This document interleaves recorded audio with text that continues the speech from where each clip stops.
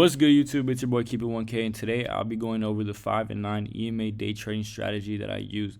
First things first, what you're going to want to do is go to tradingview.com. You're going to go ahead and go to indicators, and you're going to search up EMA.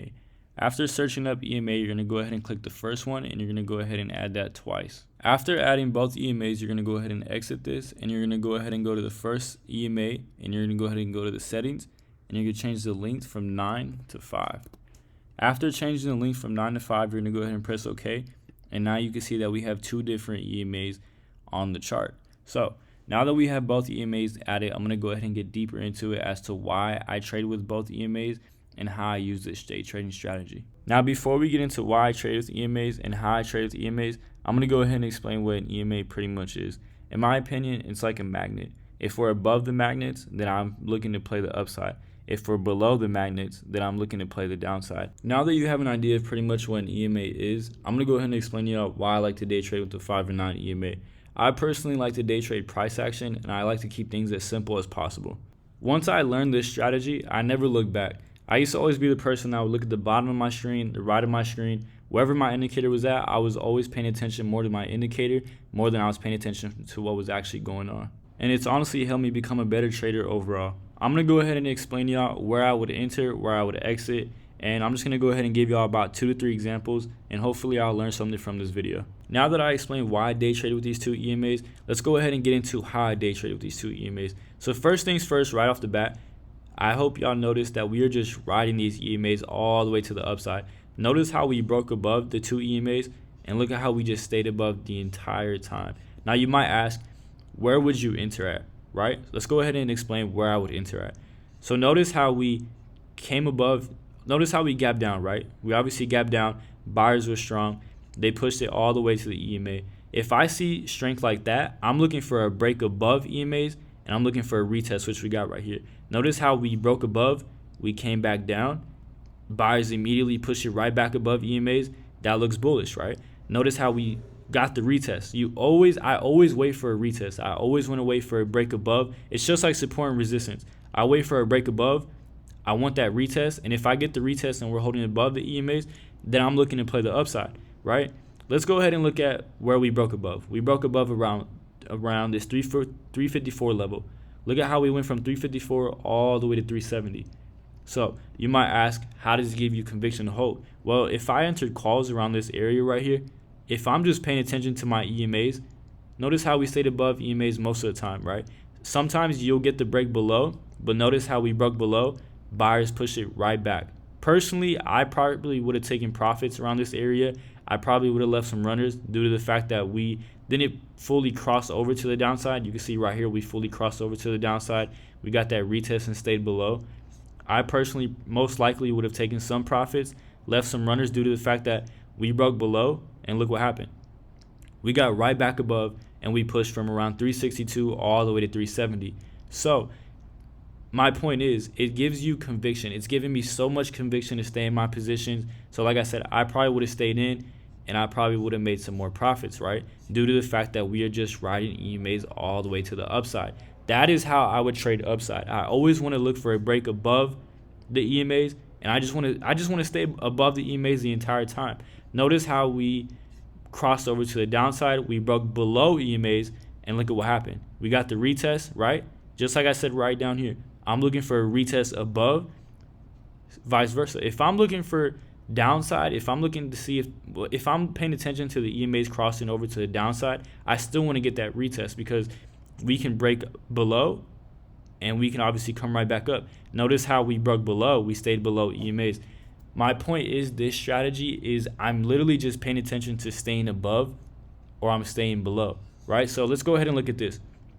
Around 367, we broke below. We got the retest, and look what happened. We stayed below EMAs all the way down to 360. Now you could have been like, okay, same thing with what I did around this area. I could have been like, okay, we're breaking above. Let me go ahead and scale out. If you got in around 367, a $7 move, that is beautiful, especially on spot. That is beautiful in my opinion. So I probably would have been like, okay, I see EMAs are starting to cross over. Let me go ahead and at least scale some out, right? Let me go ahead and scale some out. Let me secure some profit, right? We broke above, came right back down. We broke above. This could be considered a retest because we broke above, came back down, retested, and continued to go to the downside. We continue to come down all the way down to 357. So hopefully you see my point of what I'm talking about. Like I said, I'm going to give y'all about 2 more examples. And yeah, so now that we're on Apple, I'm going to go ahead and give y'all another example as to where I would enter and where I would exit. Notice the same thing I just talked about on SPY. Notice how we broke above EMAs and we pushed up. Look at how bullish this looks. Look at how bullish this is. We pushed around 136 all the way to 142, right? That's bullish. But notice what happened. We broke above EMAs and we continued to ride EMAs all the way to the upside. We broke above. If I entered right here, I would personally I'll just focus on the EMAs. If we're above the EMAs, then I'm riding calls all the way to the upside. Same thing on SPY. We broke below. Bulls pushed it right back up. We got right back above EMAs. I personally would have trimmed some as soon as I saw that we were starting to cross over just to be safe. But look at how, same thing with SPY. Notice how we broke below. Buyers popped it right back up. And we got back above these EMAs. So if I had runners, I would have still been green up here, right? We broke below. I possibly would have trimmed some. And look what happened. We continue to ride EMAs. Same thing again. We broke below EMAs. Maybe I'm like, okay, this might break down. I'll leave some runners. I'll scale out a little more just because we're starting to cross over again. And look what happened.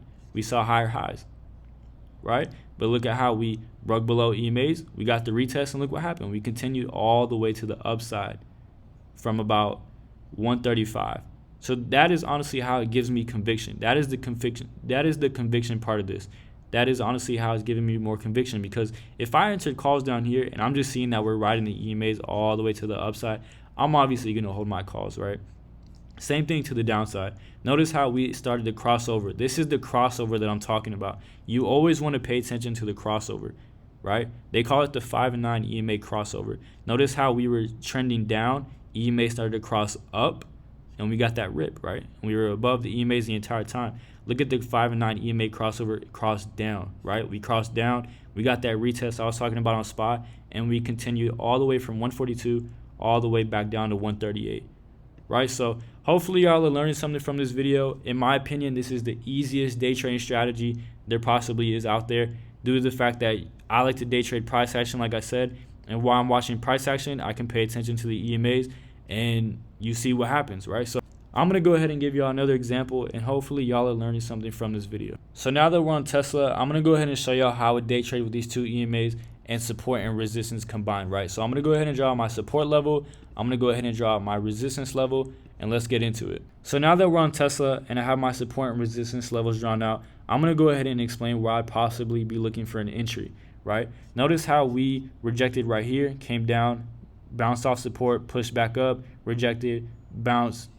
We came up here, broke above, we rejected, right? And we had that nice move to the downside. Me personally, the fact that we broke above and we obviously came right back down, I'm already paying attention to look for a put entry, right? We broke above this resistance level, we got the retest, and then it hold, and we came right back down. But the thing that would have given me more conviction to enter short, the 5 and 9 EMA crossover, right? Look at how we crossed over, and we just stayed below the entire time, literally the entire time, from around 223 all the way down to 205, which is crazy on Tesla. I'm surprised it dropped that much. We stayed below EMAs all the way down to about this 212 level. We got the retest. Obviously, the retest failed, and we continued all the way to the downside. So after giving you 3 examples as to how I day trade with the EMAs, hopefully y'all learned something from this YouTube video. Like I said, in my opinion, this is the easiest day trading strategy. I'm honestly just looking for a crossover to the upside or a crossover to the downside, and I'm looking to just stay above or stay below. That is literally how simple it is, right?